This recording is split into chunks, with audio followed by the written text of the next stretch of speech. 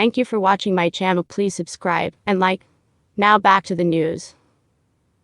The royal family chose to completely ignore the Black Lives Matter movement after George Floyd was killed by former Minneapolis police officer Derek Chauvin, according to a new bombshell book.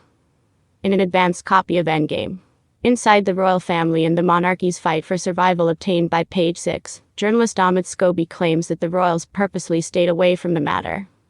During my years covering the royals, I have regularly been surprised by the palace's blasé attitude when it comes to anything to do with race, racism, or the issues that impact those from minority backgrounds, the 42-year-old writes.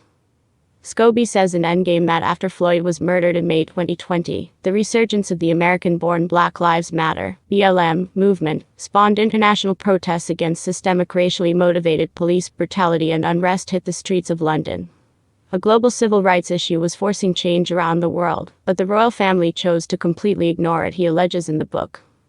As often as I emailed or phoned the Buckingham Palace communications team, more than weekly during the height of the BLM marches, my requests for on or off-the-record guidance on whether we may see family members acknowledge this hugely important moment went noticeably unanswered. They responded to other queries I had, just not that one. The Harper's Bazaar editor-at-large adds, the palace famously stays away from anything it considers political, but unlike the political intricacies involved with the movement in the United States, BLM support in Britain simply meant standing up to and against racism. Scobie writes that several leaders and activists in the United Kingdom spoke out on the issue, but the British royal family's silence was hard to ignore. The Finding Freedom.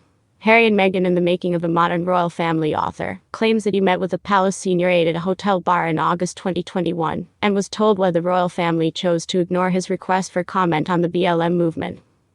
"We didn't reply because it felt like you were trying to get a headline, quite honestly," the unnamed aide allegedly said. "You would have turned the family not saying something into a story." The aide said that Harper's Bazaar op-ed that Scobie wrote that March titled "Stifling, Toxic, and Racist Duchess Meghan Never Had a Chance" was too pointed for the royal family's liking. "You called us white supremacists," the senior aide added, a claim that Scobie says wasn't entirely accurate. Page 6 has reached out to a rep for the royal family for comment, but did not immediately hear back. In September 2021, Kenneth Alyssa, the first Black Lord Lieutenant of London, shared whether the royal family supported the principle of the BLM movement.